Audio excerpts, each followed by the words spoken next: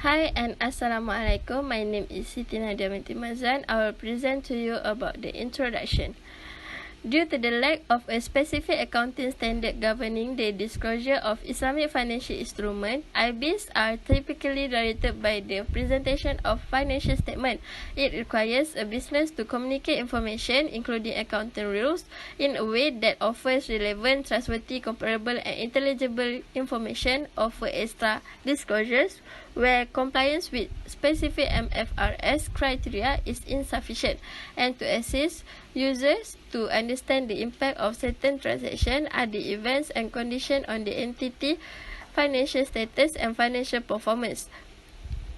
Where there is any deviation from the provision of the relevant FRS, the Islamic Bank, in order to reflect a true and fair view of the bank's state of affairs, should disclose the following: the relevant MFRS from which the Islamic Bank has deviated, the nature and reason for the departure, and the financial effect of the departure on each item in the financial statement that will have been reported in compliance with the MFRS requirement. However, the aforementioned is highly unusual because any deviation may result in qualified audit findings. The B&M guidelines on financial reporting for Islamic financial institutions, the Islamic Bank must additionally provide financing, receivable, and other loans with a breakdown on first measuring basis, which is amortized cost, fair value. Next is financing kinds, which is overdraft, term finance, revolving financing, hire purchase, mortgage financing. Next is geographical distribution, profit rate sensitivity, which is fixed rate versus variable rate, economic sector or goal, and residual contractual maturity, which is up to 1 year, 1 to 5 years, or more than 5 years. On the Islamic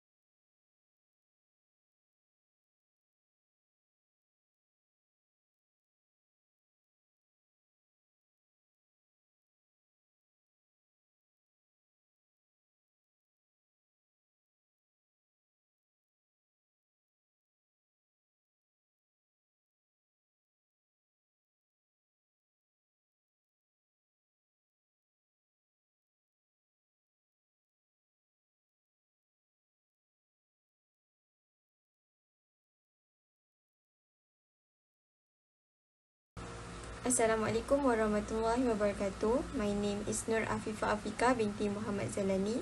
My metric number is 2020330927. I will present about Mudarabah.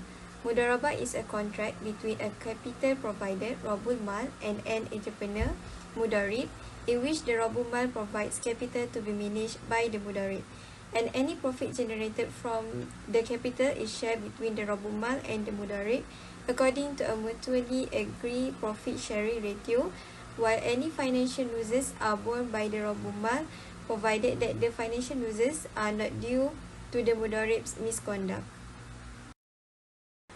Two Mudarabah contracts are available to Islamic banks. The first is when depositors or investors make a financial investment in an Islamic bank. In this case, the depositors is the Rabul Mal and the Islamic bank is the Mudarib. The Mudarib's tasks are clearly defined in the Mudarabah policy document, one of which is to guarantee appropriate administration of the Mudarabah enterprise, and that the Mudarib must always work in the best interest of the Rabul Mal. The Mudarabah financing contract between the Islamic bank and the entrepreneur is the second circumstance. The Islamic bank is the Rabul Mal in this scenario, and the Mudarib is the entrepreneur. To the Islamic bank, the financing portion is an asset that is investment. This is the section's main point. It involves nothing that Islamic bank, whether as a Mudarabah or Rabumal, is required to operate to the best of its capacity in both circumstances in order to keep the firm profitable. Assalamualaikum warahmatullahi wabarakatuh. My name is Nuriza Atira binti Yusuf. My matric number 2020 542079, and I'll re-explain about recognition and measurement about Mudarabah. Mudarabah accounting is based on whether the capital is invested demonstrably with the other parties. Mudarabah capital is often monies from the parent firms invested internally in the Islamic bank's own assets. The issues to ask about externally invested capital is whether it constitutes an ownership stake in another firm or a contract with contractual rights to cash flows. Each demand a unique accounting approach. When the cash payment or non-cash assets is handed to the fund management, the Mudarabah capital supply by Shahib Mal is recognized as an investment, and the Mudarabah finance that is given is gradually recognized at each stage of payment or delivery. The quantity of cash delivered by the bank to the management is used to measure Mudarabah funding in the form of cash at the moment of payout. Mudarabah investment also in non-cash assets are valued at their fair market value at the time of delivery. If the fair value exceeds the carrying value, the differences is recorded as a deferred gain and amortized throughout the Mudarabah agreement length. The differences between the fair value and the carrying value is recorded as a loss. When the Mudarib received the investment funds, the business began to operate. When a Mudarabah contract expired before or beyond its due date and the funds management fails to pay, the Mudarabah funding becomes a receivable due. When Mudarabah financing spans more than one reporting period, operationally income is reported in the period when the right to profit is realized according to the agreed ratio, and the losses are recognized in the time when the loss reduced the Mudarabah financing balance. Losses occurred prior to the conclusion of the Mudarabah contract are recorded as losses, including a provision for investment losses. The following are the change when the Mudarabah contract ends.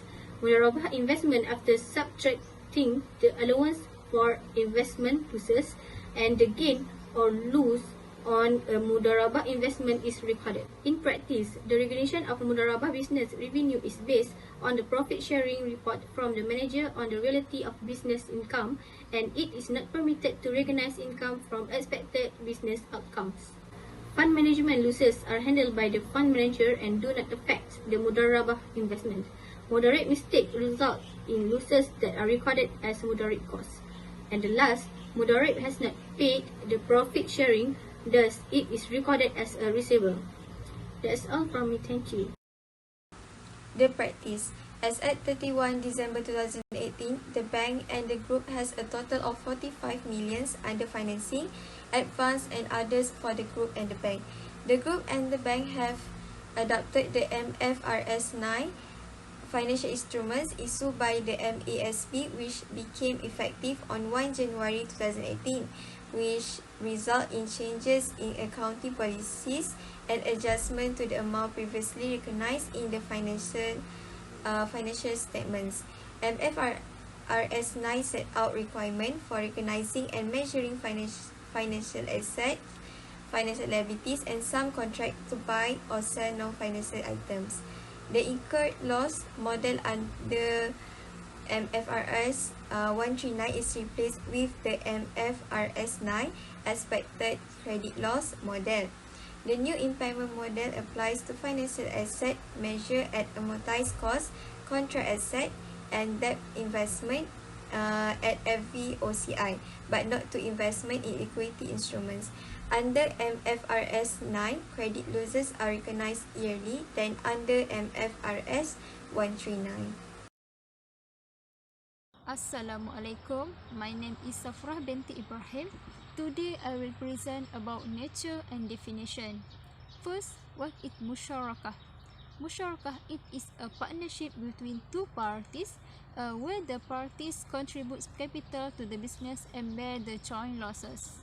In the Quran, Surah An-Nisa, it certainly which mean there are more brothers and sisters who hold the title of mothers they must divide the estate bequeathed or debts incurred that do not affect the will of the heirs. However, it has interest a special financing to be used revolving capital provide service to customer to guarantee refund. The second point is recognition and measurement. First, Mudarabah and Musyarakah have accounting rules for the recognition and measurement of capital but no losses. However, the title given to this business is not Musyarakah but a joint venture. Recognizing the economic benefit that leads to capital gains such as interest, less charge, has provided an opportunity for IFRS to measure joint venture investment. Next, the MFRS task where it measures joint venture according to short-time and long-time investment.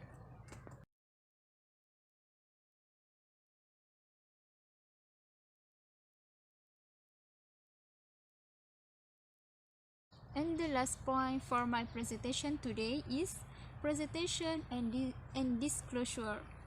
In Bank Islam annual report on a number of matters, namely financing statement, note to financing statement, and significant accounting policies are very much in line with what is available under Mudarabah financing.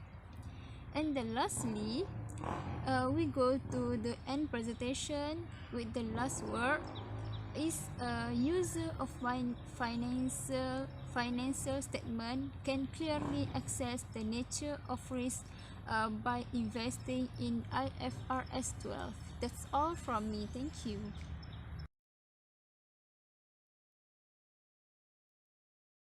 Next, I'll present about the conclusion. Islamic finance differs from conventional finance in that it is based on Sharia or Islamic norms and principles. Although Islamic finance offers the same features and products as traditional finance, all types of finance and transactions, including personal loans, savings account, and investment, must follow certain rules, which is all Islamic financial goods and services do not charge or generate interest, which is riba.